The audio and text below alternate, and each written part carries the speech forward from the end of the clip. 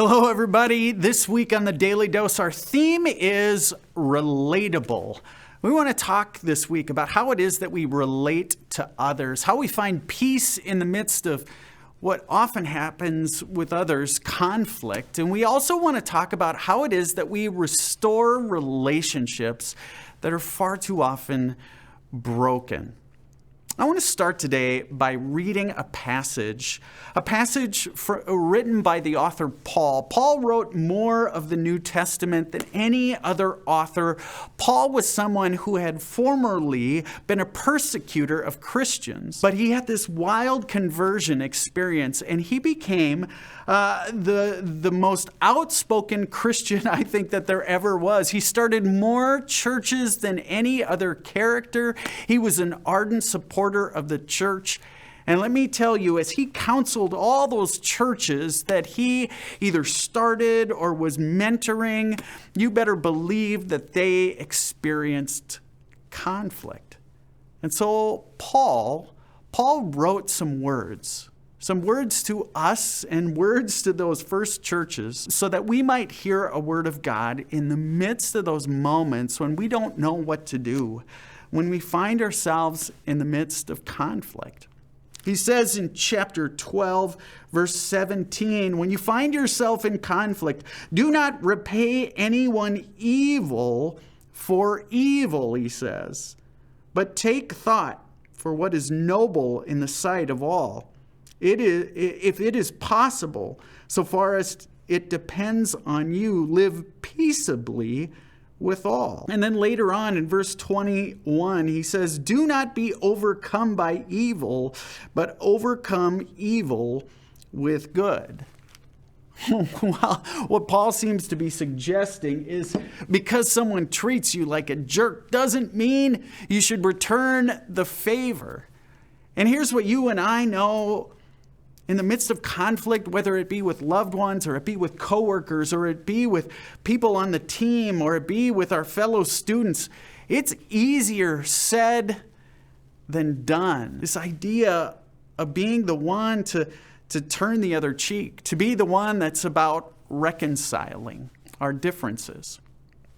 There's a really great Jewish proverb that talks about how our relationship to God is sort of like a rope. God is at one end and we are at the other. And when we experience conflict with the people around us, what happens is we actually, we break or we cut our relationship to God.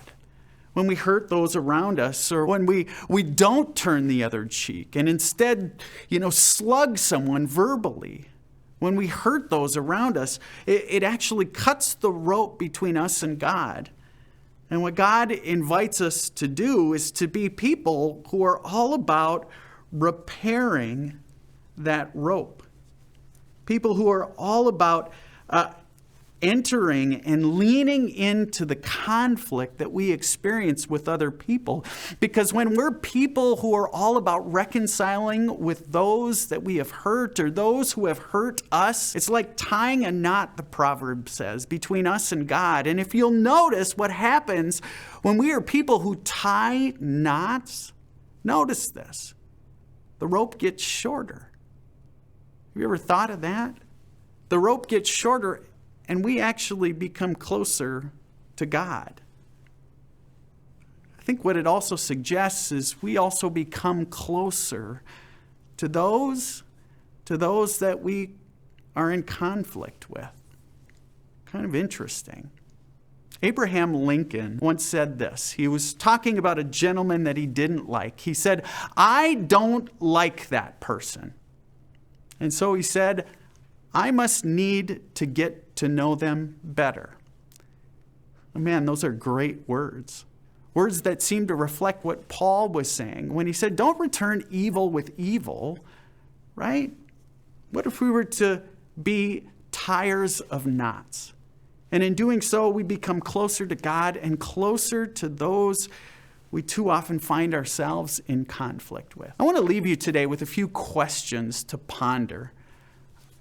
And the first question is this: how do you normally respond when relationships are strained? or you have a relationship that for whatever reason is broken, how do you normally respond? My second question is this: what would it look like for you to be a not tire? A not tire. What would it be like for you to be the one who says, I'm going to lean in. I'm going to be the one to step forward and try and tie the knot. And last but not least, what about this? Who do you need? Who do you need to tie a knot with so that you can restore a relationship and just maybe grow closer to them? Is it a parent? Is it a friend? Is it a coworker? Maybe it's a neighbor. Folks, God calls us to be tiers of knots. And when we do that, we draw ever closer to the heart of God. Folks, I'm so glad you chose to tune in tonight. You guys are just plain great. And if you know somebody who finds himself in the midst of conflict, maybe this post tonight might be helpful to them. And if so, would you share it with them? Maybe you'd like this post or share it out there on Facebook. If you're watching on YouTube, would you share the link with somebody who needs to hear a message of hope in the midst of conflict? Or if you're watching on cable access, invite a friend to watch with you. Have a great night.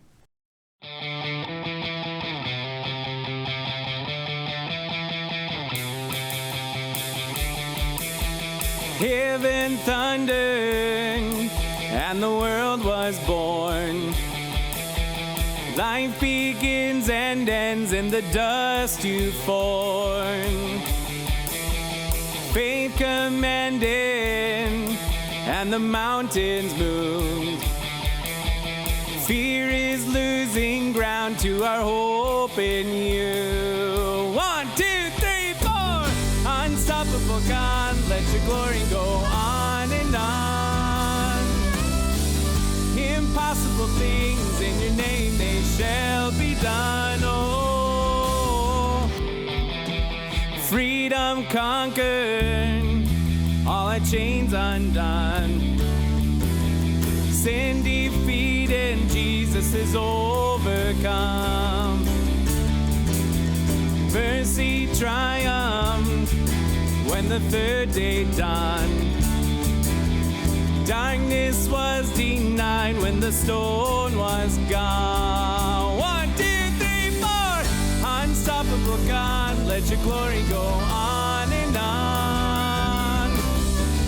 Impossible things in your name, they shall be done. Oh, unstoppable God, let your glory go on and on. Impossible things in your name, they shall be done. Oh,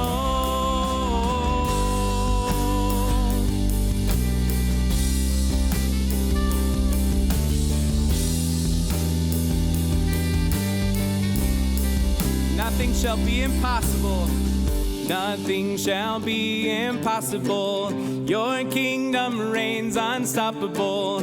We'll shout your praise forevermore. Jesus, our God, unstoppable. Nothing shall be impossible. Your kingdom reigns unstoppable. We'll shout your praise forevermore. Jesus, our God, unstoppable. Nothing shall be impossible. Your kingdom reigns unstoppable. We'll shout your praise forevermore. Jesus, our God, unstoppable.